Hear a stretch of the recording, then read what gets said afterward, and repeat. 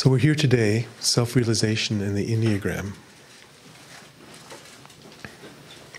In order to really be here with that, I'd like to examine first, what does it all mean? What is self, what is realization, and what is Enneagram? Because really there has to be very, very clear about what it is that we're addressing here.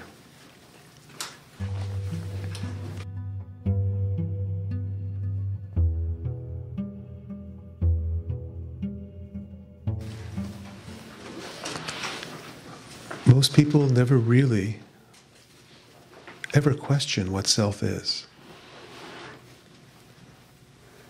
It never gets questioned. The ordinary question is, who are you? Who are you? Everyone asks, who are you? But how many people really ask, who am I? It's incredibly rare that someone honestly stops long enough to question, who am I? Because you're so involved with who are you? Who are they? Who are these people in relation to me? These are my parents, these are my lovers, these are my friends, my love, my children, my workers. It's all about who they are in relation to me. And people are very good at examining who they are. But who I am rarely gets addressed. And then, in a lot of the New Age therapies, you get different parts of yourself. I've got who knows what, an inner child inside me, and a judging parent in my head, and I've got a this part and a that part, and I've got a heart, and I've got a this, and I've got a loving side, and I've got a dark side. But who is it that has all this? Never gets addressed. If there's an inner child inside you, who are you? If there's a judging parent inside you, who are you? Never gets addressed. And then in the spiritual search, people will spend years practicing different forms of meditation, different sitting, different chants, different mantras, different whatever it is, but never asking, who is practicing? Who is practicing? Because you think you already know. You say, well, I am. Of course. I don't have to ask that. I know, I am. And what this I is never gets examined. There's a belief who you are is the name that you have, and the body that you have, and the past that you have, and the parents that you have, and all that makes up who you are. And yet you say, I have a body, I have a name, I have parents. Who does? If you have a body, then who are you? If you have a mind, then who are you? If you have emotions, if you have a heart, then who are you? This never gets really deeply examined. And that's the great secret. That's what keeps the hell world in place. You could say we live in a hell realm. All you have to do is look out into the world and see the degrees of suffering. There's some very massive, depraved suffering, and there's relative comfort, which is still suffering. There's relative pleasure, which is still suffering. If you know the wealthiest people in this world, you see they're still suffering. You know the people who have the most sex, they're still suffering. And yet everyone is chasing wealth and sex. It's a world of suffering. Chasing objects that you think will make you happy. More money, different relationship, better sex, children. If my partner doesn't do it, then the children will do it. It's all about you're trying to find happiness through chasing and accumulating objects of pleasure and running from what scares you. And never stopping to see who is it that's doing all this. And so this is what self. Self is not what you think it is. It's not what you believe it is. It's nothing to do with any idea you have of it.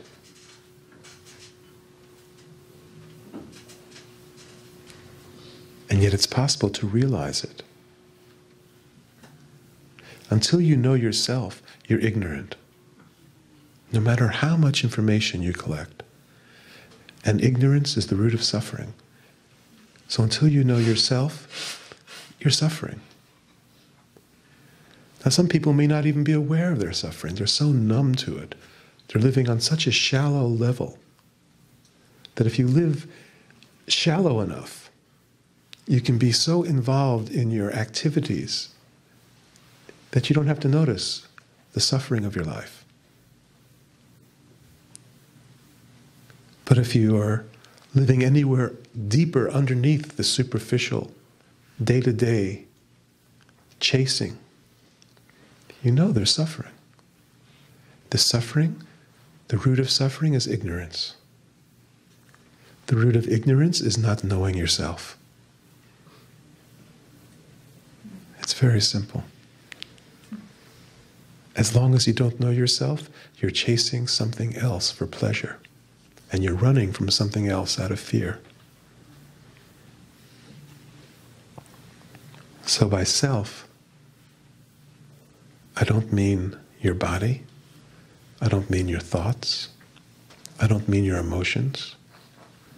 I don't mean any of your beliefs. I don't mean your past. I don't mean your future. I don't mean your. If you remove I, you, mine from your vocabulary, you'll be closer to self. Who you are doesn't have to be transformed, can't be fixed, doesn't get made better. It's not a higher self that you're going to evolve into. Who you are is already perfectly yourself. Self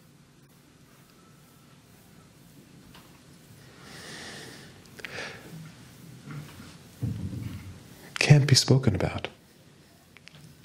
Because to speak about anything, you have to put limits around it. You have to have a concept of it. The word itself has to grasp an edge somewhere. So that if I say a clock, that's pretty easy. Here it is, clock, object. If I say emptiness, well, the mind has an idea of what emptiness is relative to something else.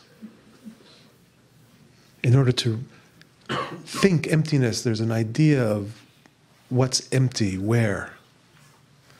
Oh, I know I have emptiness inside me, or it's really all empty, or all just beliefs about, concepts of. The truth of emptiness really can't be spoken. It's too big. It's so overwhelmingly non-separable that any speaking creates a separation. This is what is called self.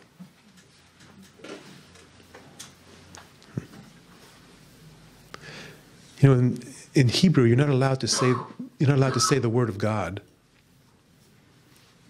because the very saying of it limits it. And so you don't even say the name of God, you say something else that refers to the unnameable. That's referring to self.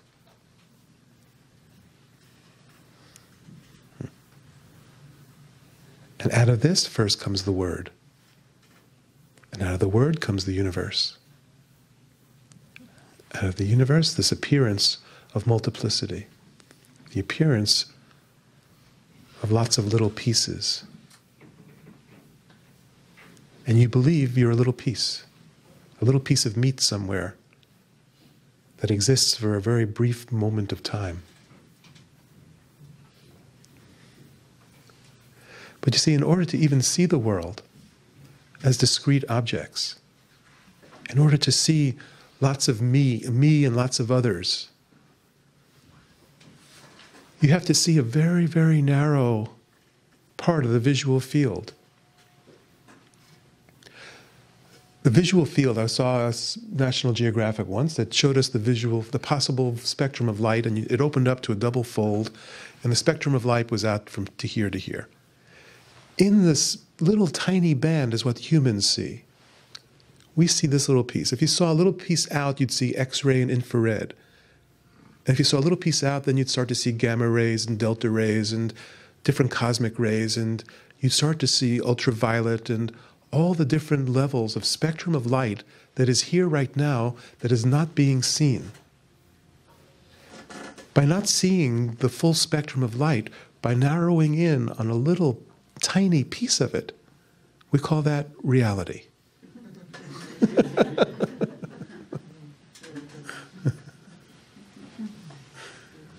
Reality of discrete objects.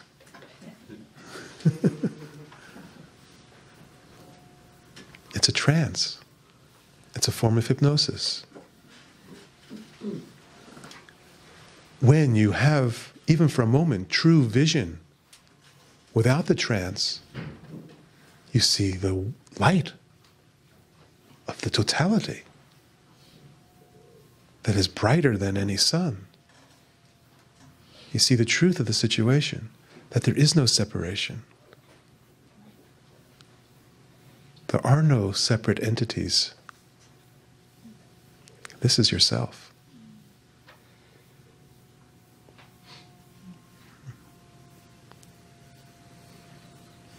That's the same thing with sound, We hear such a tiny portion of the possible spectrum of sound, and we call that reality. It's a transinduction. It's a transinduction on a slave planet. Everyone on this planet is living in slavery. Virtually everyone. Living in slavery. With a slave name embedded into a piece of meat, branded, and you say, this is who I am, this is my name, this is my body, this is my past, these are my parents, this is my future. That's a transinduction of slavery.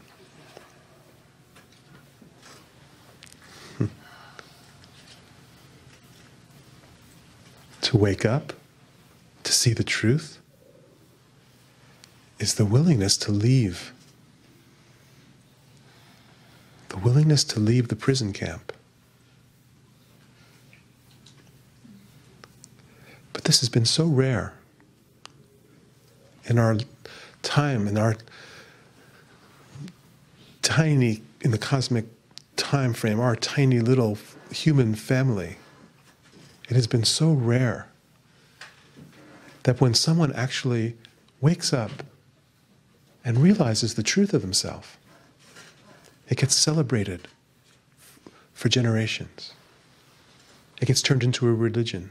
It gets turned into a cult. It gets turned into another form of sleepwalking, another form of trance. It becomes another bondage in the prison camp. That's the great joke. Happens with every great spiritual awakening. Buddha wakes up, sees the truth of the situation, says it's all empty. It doesn't really exist. You're sleepwalking. Wake up. See it for yourself. It's not real. What you think is real is not real. It's empty. It's rooted in ignorance, and in ignorance is suffering. It's possible to end suffering. And this becomes a religion. And then people practice it 20 minutes a day.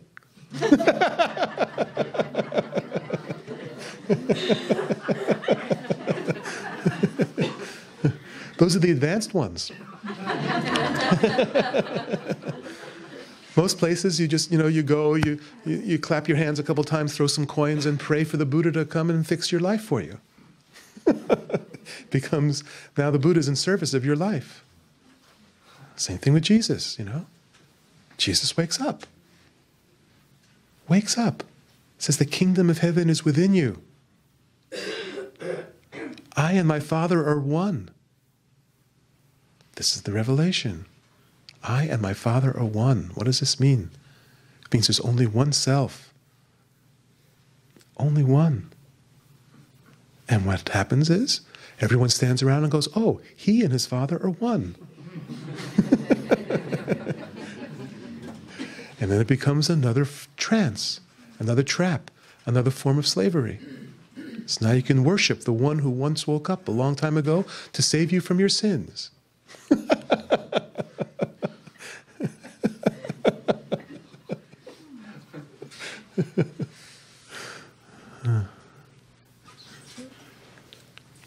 So what is this original sin that Jesus saves you from?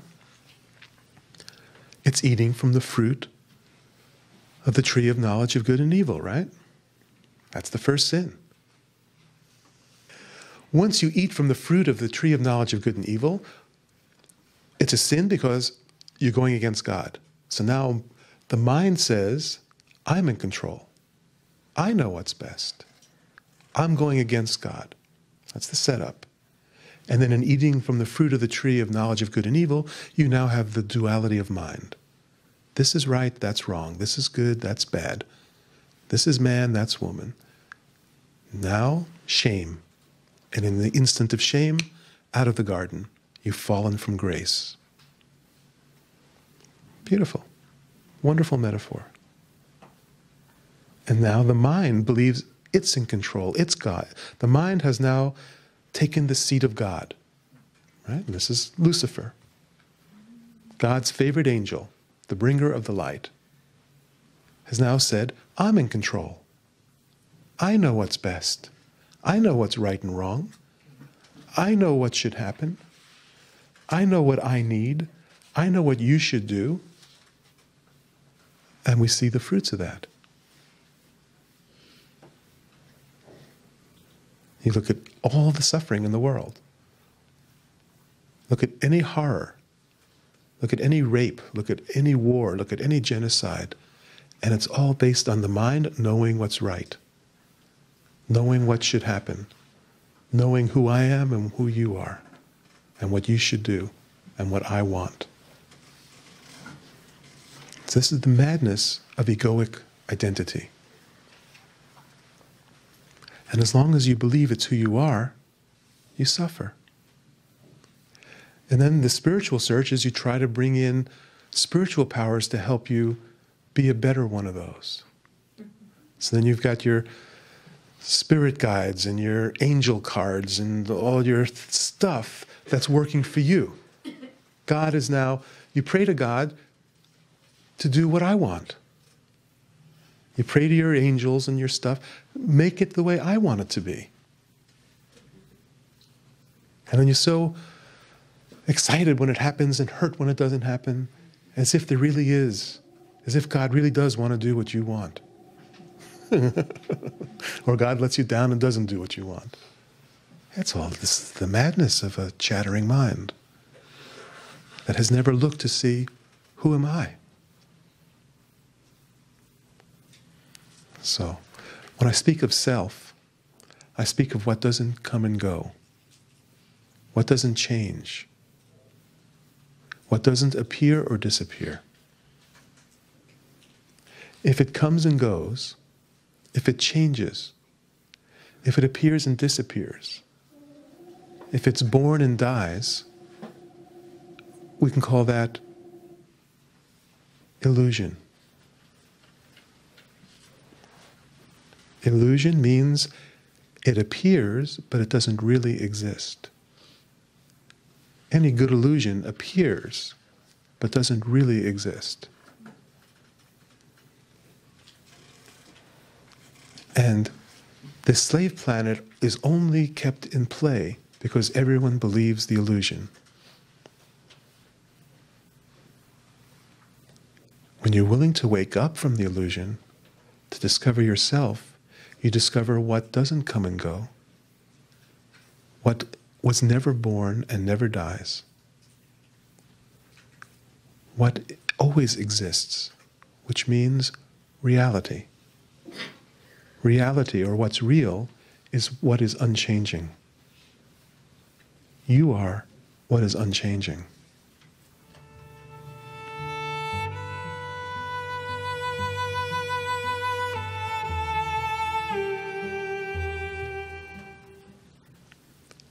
When you realize that, now we're so now we've got what self is. Now realization, to realize it. In the past, it's been the rarest event the human species has produced. One soul in every how many thousand years actually realizes it. Realize it means you directly know it from your own experience for sure, without doubt, without question, without belief. The tendency is to hear it and either believe it or disbelieve it, to agree or not agree, to find proof one way or another. But it's not of that. It's none of those. It's not that. To realize it means you know it more deeply than you know your name. You know it more deeply than you know anything else. If the whole world says you're crazy, you know from your own experience what's true. That's realization. In the past, it's been very rare.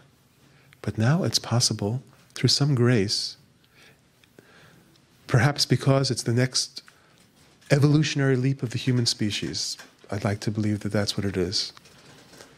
Perhaps it's because as the earth is dying, the seeds have been cast to the wind. Whatever the reason, it's now possible for everybody to realize the truth of yourself. That is the greatest human potential.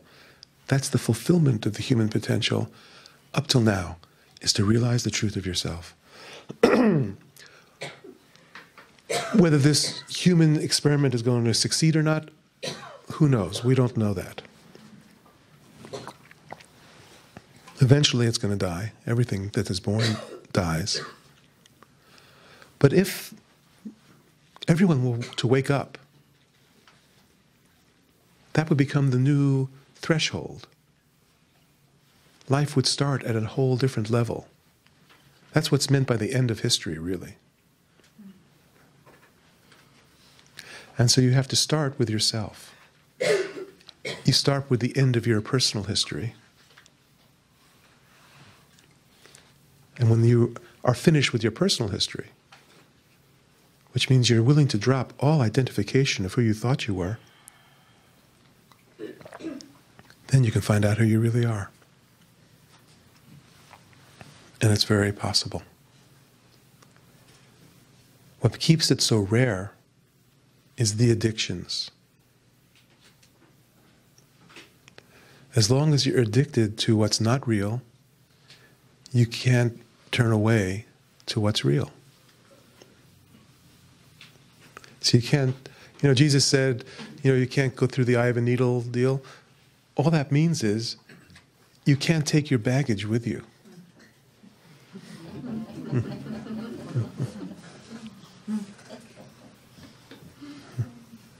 You go naked and alone. To go naked and alone means the willingness to turn from everything that you've known to face the unknown.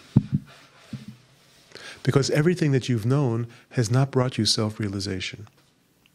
It may have brought you relative comfort, it may have brought you children, it may have brought you money, it may have brought you Whatever it's brought you in stuff, all of that you know is perishable. All of that disappears. It hasn't brought you self-realization. So the challenge is, are you willing to turn away from the known to face the unknown? Because that's where you are. You, as yourself, are the unknown.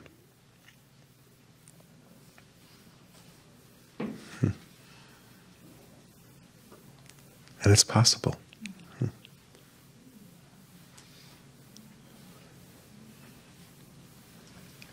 And when you are willing for this,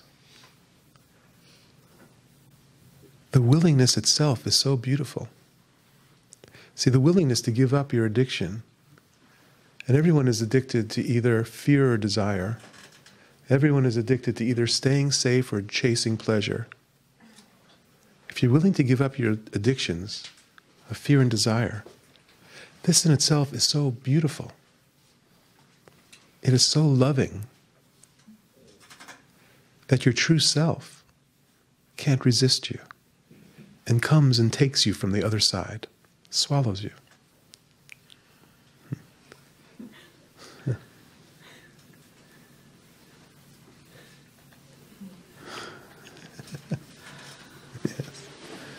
Because you can't do it yourself.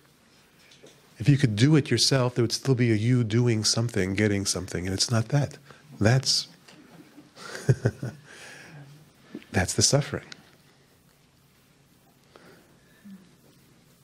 What you as a you can do is to surrender. To lay down all of your defenses, all of your tools, all of your attachments. And that's your preparation. That's what makes you lovable. That's what makes you irresistible to be pulled from the other side. To realize yourself, to come home, to come back. Because every soul is longing for home. Every soul. Most don't know it. Most are too involved in worldly affairs to even catch a faint whisper. But the very fact that you're in this room here today, the very fact that these words make sense to you, means that this longing is something that you're aware of. It's in your heart. You know that you're ready, on some level, to come back, to return into your true self. That's what brought us together, is the grace of this call to come home.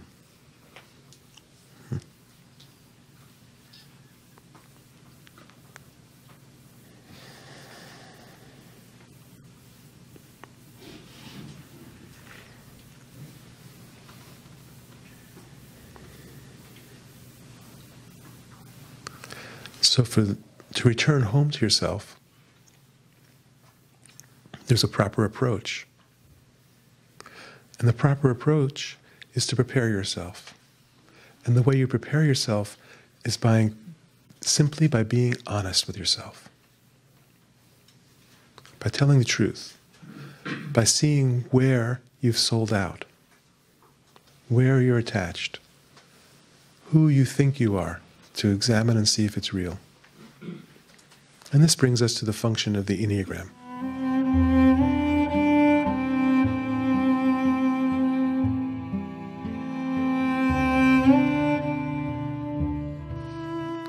In truth, you can do it without the Enneagram.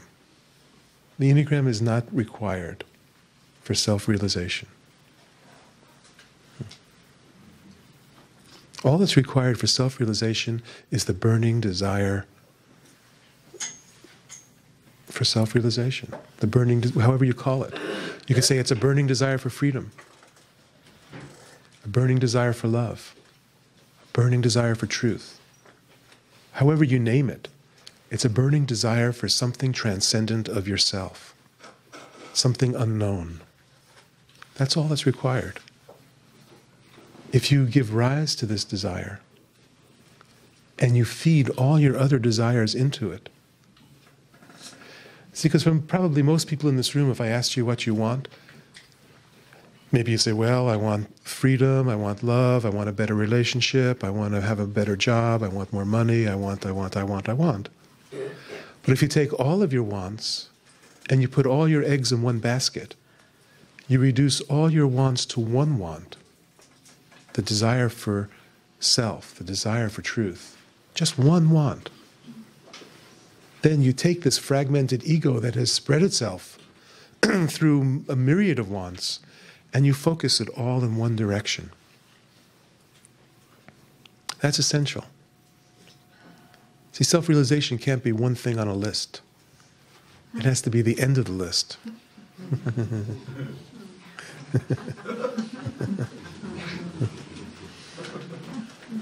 It's because it starts out, the ego thinks, well, I'll realize myself and that'll make everything smooth. Then it's Fat City.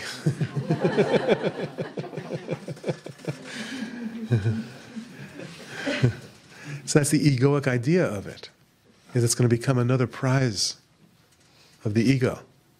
Now I'll have emptiness inside me and I can have my true self inside me. But how small must emptiness be to be inside of you?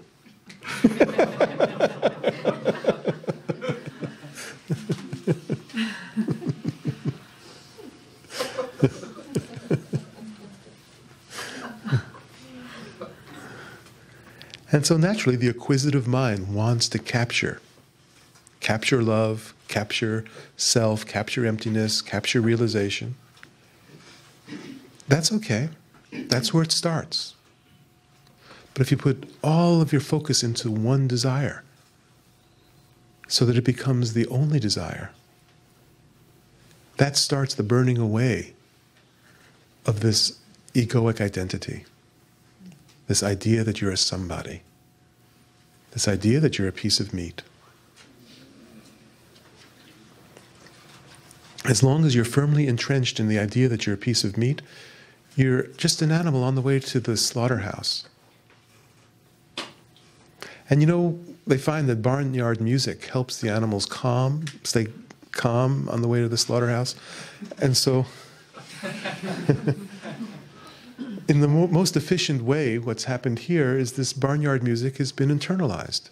So everyone talks to themselves, whistling in the dark on the way to the slaughterhouse, having discussions about what I should do next and why, and all these, the whole conversation in your head is barnyard music on the way to the slaughterhouse.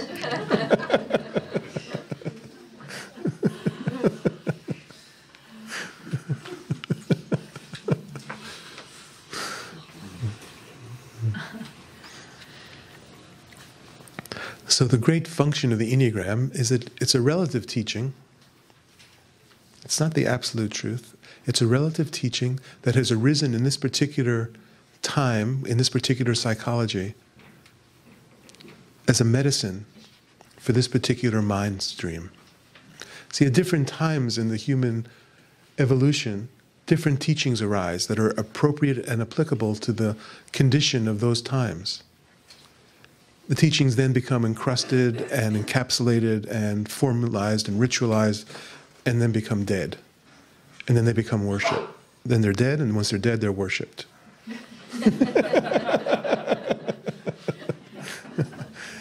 So I'm sure that will happen with the Enneagram. But right now, it's still alive.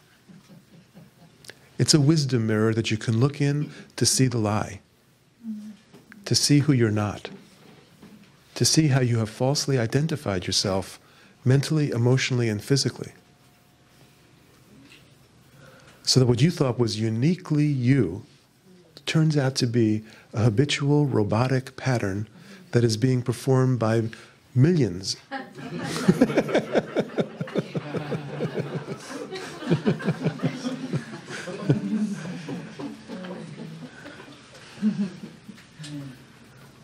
And since this is a school for backward souls, you could say, there's only 9 models.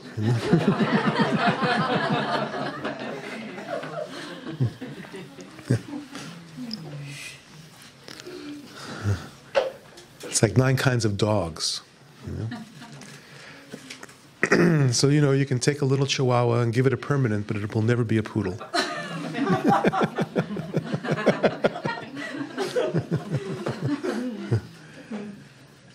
And then when you start to see, oh my God, I thought that was unique, it was special, that's me.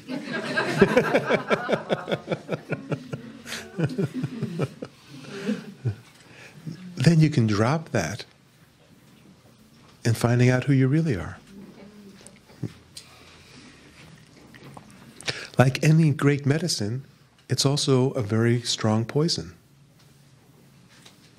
If you misuse it, it becomes a poison. So the Enneagram, I'd say, is mostly misused. It's used to justify the ego. It's used to excuse behaviors. You say, oh, that's just my fixation, that's why I do that. It's used to blame others, to use it as a club, to say, that's your fixation, you should stop that.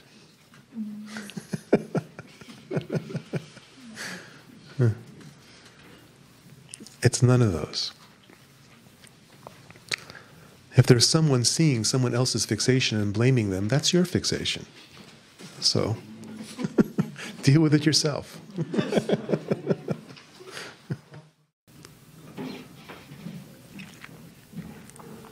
So, where the Enneagram came from, nobody really knows. It's clearly an ancient system. Some claim to trace it back to Mesopotamia. I know that when I was in India, I found Enneagrams on old Hindu temples, and that one of the Shankara is one of the high priests, the pope of the Indian Vedic system, has written books on the Enneagram. So it's involved. It's around. It's been around. Gurdjieff learned it in the mystery schools run by the Sufis in Central Asia, and he's the first one who brought it into the West. But it's clearly pre-Sufi. It's older than the Sufis. I've spent time looking for Sufis who knew it, and I found some in Morocco. Man I was friends with was a Sufi teacher who learned it from his teachers, but it was never taught in the way that it is currently incarnated. And Oscar Chazo really is the modern father of the present incarnation of the Enneagram, and he taught it to, in his first Eureka training in Chile, when he taught it to Claudio Naranjo, who broke from him and taught it in Esalen, where he taught it to the Jesuits. It's now in the Jesuit tradition, and he taught it to the Gurdjieff study group in Berkeley, Seekers After Truth. And at that point, it became refined into a very, very pristine psychological model. But it was still essentially off base in that they thought they were talking about personality. The Enneagram is not about personality. It's mainly taught as personality, but it's obviously not. Because you can see the same fixation has very different personality. Everybody sees that. It's like you have, so Robert De Niro and Joseph Stalin both have the same fixation, but different personalities. So it's not about personality. It's what's deeper than personality. It's about the egoic knot. It's the place where consciousness or spirit has become identified as form. And this is what's called the egoic knot. It's where you've identified yourself as a body, a somebody. Or even if you call yourself a nobody, that's a somebody. And so this is what the ego is crystallized. See, because consciousness, pure consciousness, has no ego sense. Body has no ego sense. Body is just dead meat. But mysteriously between them, this knot of ego arises. This is what the fixation describes. And this knot of ego crystallizes either in the mental, the emotional, or the physical body. Okay? And it's what's veiling your true nature.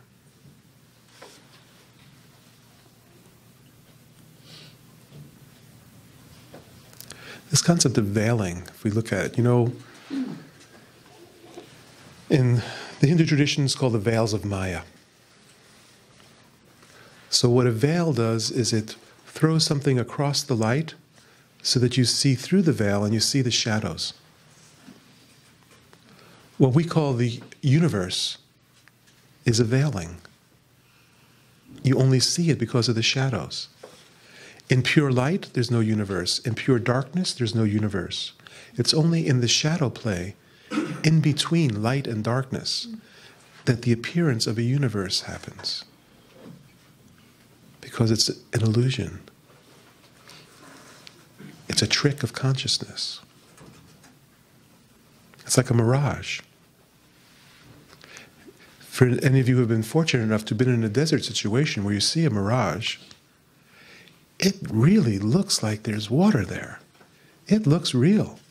It's not like, oh, I think there's water there, or maybe. It's like, whoa, it's there, it's real. Until you try to jump into it. And you come up with a mouthful of sand. The universe is the same way. It seems to be real. It seems to be real. But we know from science that it's not the way it appears. We know that what this is mainly empty space. We know that this is mainly empty space, right? And even the Greeks knew that. The Greeks said, okay, it's empty space made up of atoms. The atom is where the real stuff is. Well, that's a couple thousand years ago when they knew that.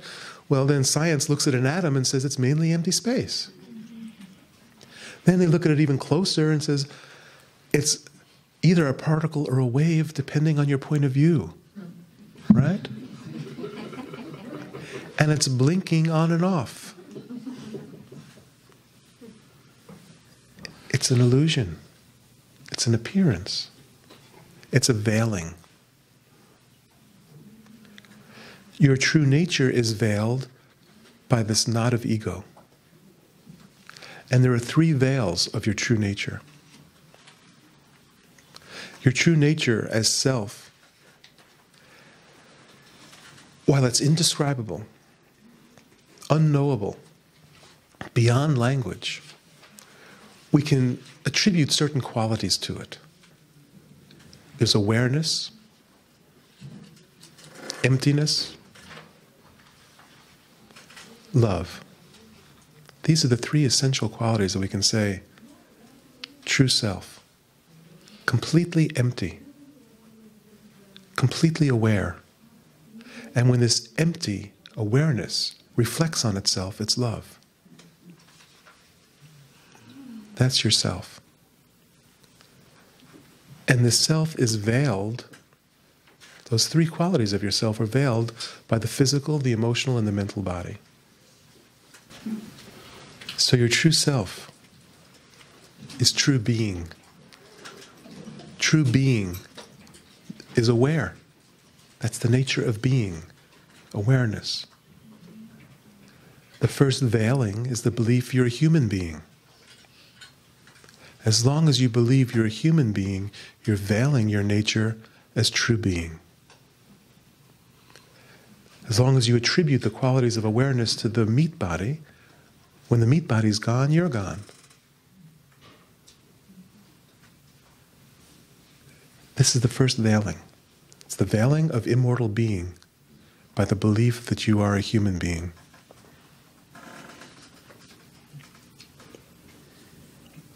The next veiling is the veiling of emptiness. Your nature as consciousness. Your nature is consciousness. And your nature as consciousness is empty. Pristinely, intelligently empty. Pure wisdom of emptiness. This is your nature. When you veil it with the mental body, you believe intelligence is this voice talking to you in your head. And this is stupidity. As long as you believe this voice in your head, which is a robotic, habitual, predictable voice, as long as you believe that's where intelligence is, you're veiling true intelligence. You're veiling true wisdom.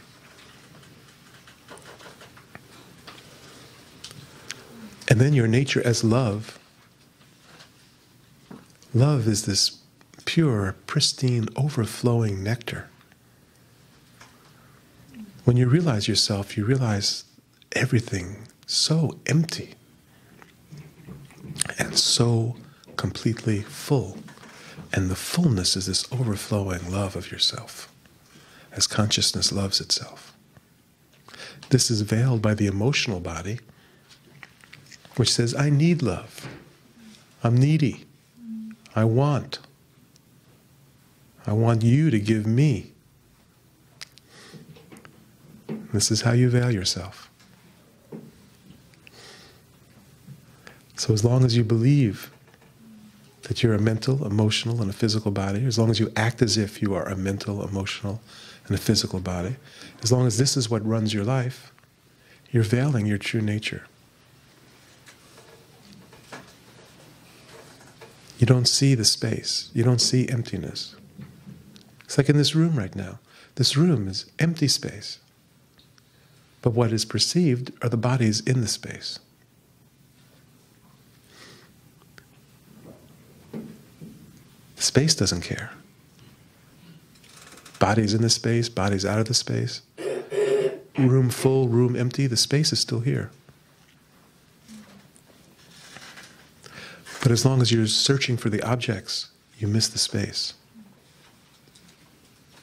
It's just like that. That's how the veiling of yourself works.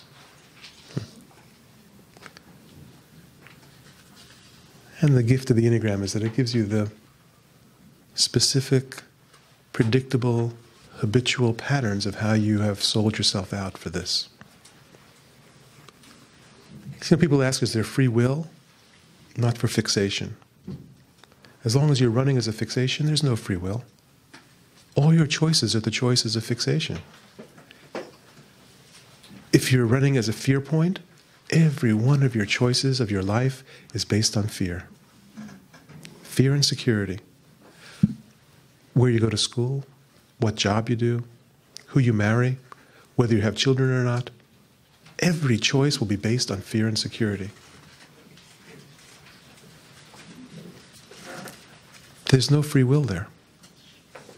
There's only one possibility of free will in a human life, and that's to turn against all conditioning, to turn against the entire wave of momentum, yes, come in, entire wave of momentum, of predictability, of habituation, to stop and say, I want to be free. That's an act of free will. Everything else is fixation.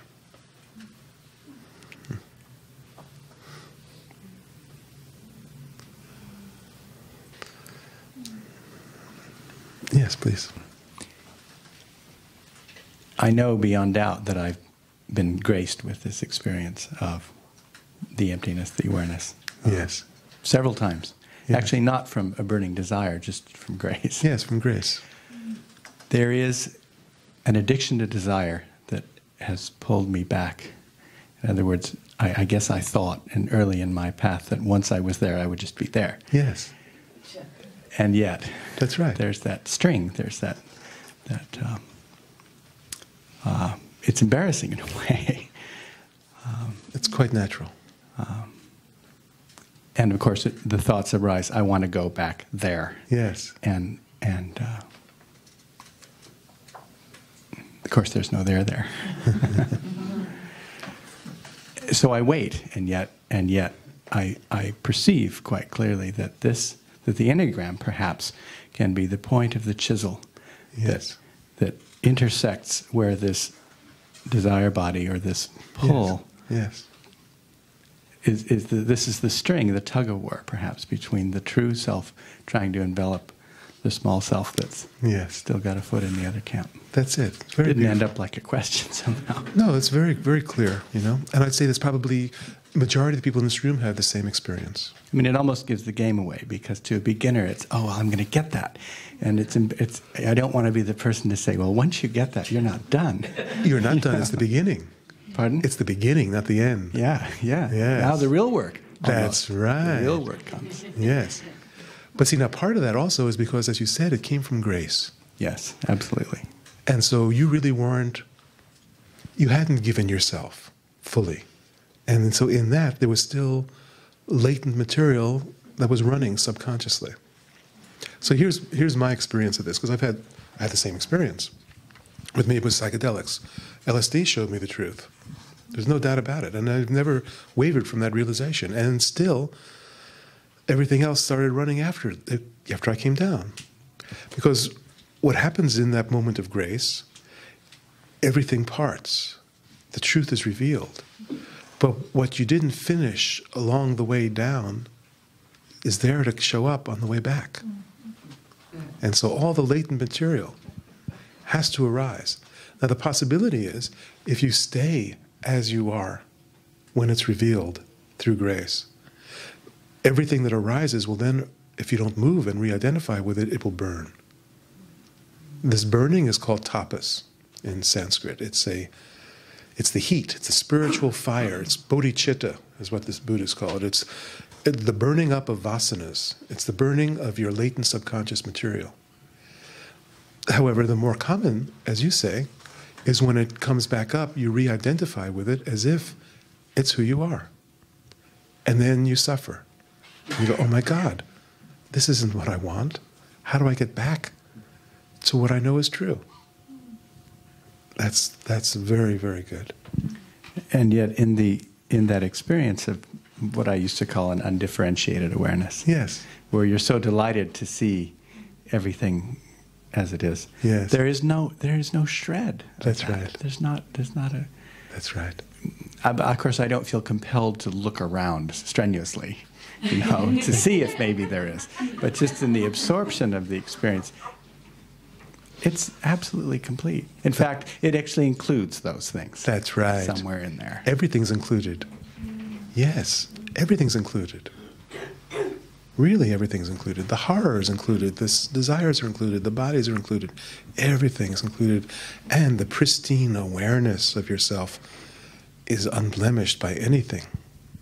Yes, that's right. And so this is very useful. It's very good. And now, as you said, the challenge is to see where you're continuing to sell out for what you don't really want. Yes. It's so beautiful. Yeah, and you're right. The Enneagram then gives you the pattern to say, oh my God, look at that. And I'll say, in my case, this body-mind is a sexual 8. So once I had this awakening with LSD, I knew for sure, and to this moment, there's no doubt. From that moment, 1972 to this moment, no doubt. But what was still running was the lust. The lust of consuming, sexual consuming. And that's what I didn't want to see. Because I could then call that spiritual. I could call it transmission. I could call it tantra. I could give it all kinds of fancy names. So I wouldn't have to see, oh my God, that's running. So this is it. Then the Enneagram helps you bust yourself.